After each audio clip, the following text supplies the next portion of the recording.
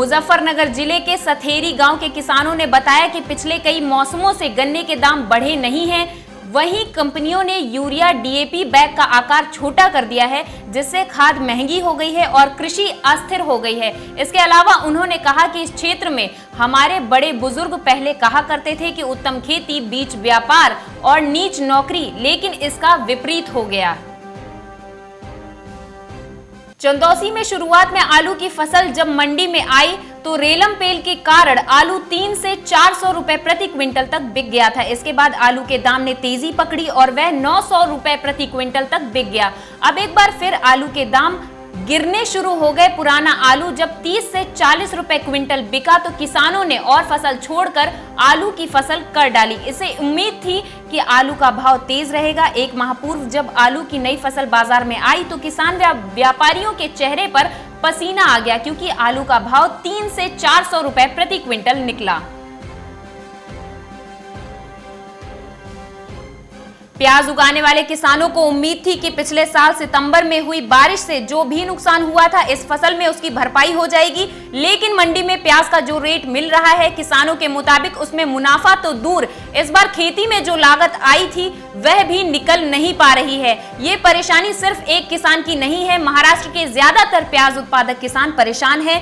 नासिक की मंडियों में पिछले 10 दिन में ही प्याज की कीमतें 30 से 40% कम हो गई।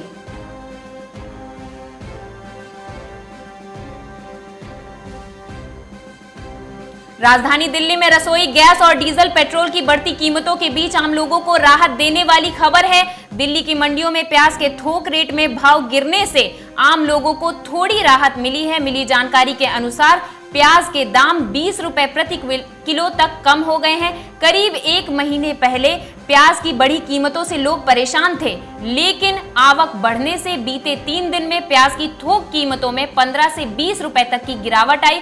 इससे लोगों को राहत मिली है।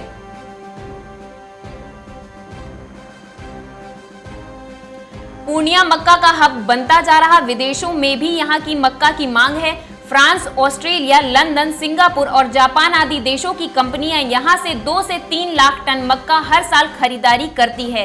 इसके अलावा लगभग 200 स्थानीय ट्रेडर मक्का का कारोबार करते हैं।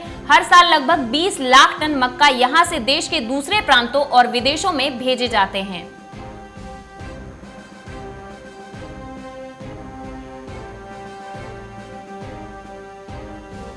एमपी में सरसों का भाव 5200 रुपए प्रति क्विंटल तक पहुंचने के कारण तेल का भाव इस समय 125 रुपए लीटर तक पहुंच गया है। पिछले साल से भाव की तुलना करें तो 35 रुपए लीटर महंगा हुआ है। सोया तेल भी महंगा होने के कारण लोगों का जायका बिगड़ा हुआ है। उम्मीद की जा रही है कि नई सरसों की आवक बढ़ने पर तेल के रेट कम हो। थोक में सरसों तेल के रेट 114 रुपए से लेकर 116 रुपए किलो चल रहे हैं।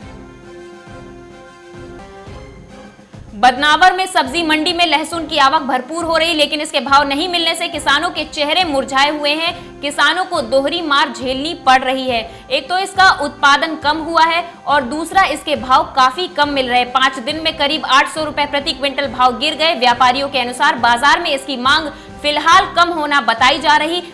अच्छी क्वालिटी की लहसुन अधिकतम 4000 रुपए प्रति क्विंटल बिकी, जबकि आवक 10,000 कट्टों की रही है। एटा जनपद में पहली बार सरकारी क्रय केंद्रों ने मक्का खरीदने का रिकॉर्ड बनाया। अब गेहूं की फसल आने का इंतजार किया जा रहा है। गेहूं खरीद को लेकर तैयारियां शुरू हो गई हैं। किसान के रजिस्ट्रेशन ऑनलाइन प्रारंभ हो गए हैं। वित्तीय वर्ष में सरकारी खरीद पिछले वर्षों के सापेक्ष कई गुना बढ़ी है। धान खरीद 2020 के सापेक्ष 2021 में लक्ष्य का 278% अधिक रहा। वहीं मक्का खरीद में विगत वर्ष के सापेक्ष 70% का इजाफा हुआ है। शामली में रसोई गैस, पेट्रोल और डीजल के साथ ही खाद्य तेलों पर भी महंगाई बढ़ गई। महंगे हुए खाद्य तेल से आगामी होली के पकवानों पर भी महंगाई की मार पड़ेगी। रिफाइंड सरसों तेल व घी के दाम आसमान छू रहे। पिछले साल के मुकाबले इन पदार्थों के दाम में 50 से 60 रुपए प्रति लीटर की वृद्धि हुई है। त्योहारी सीजन में पकवान बनाने के लिए इस्तेमाल होने वाले सरसों के तेल, रिफाइंड और बाजार में बिकने वाले घी के दामों में भी पिछले साल के मुकाबले काफी उछाल आ गया है।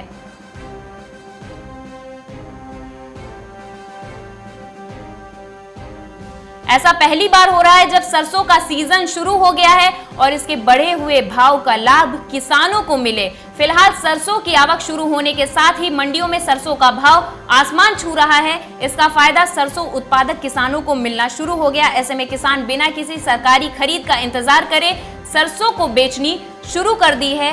फिलहाल सरसों की आवक भट्टू मंडी में शुरू हो गई।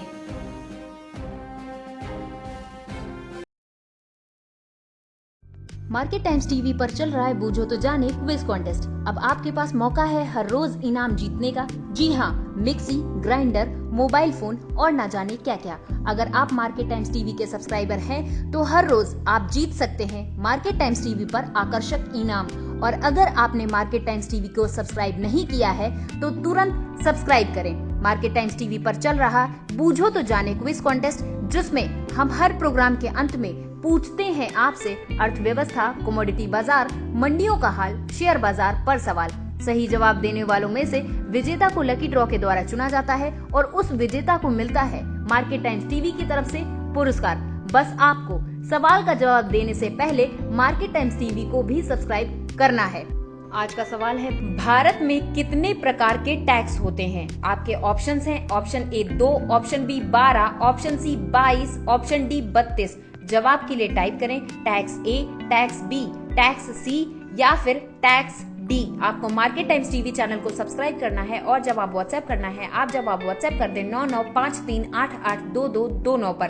आप में से लकी विजेता जीत सकता है हेयर ड्रायर।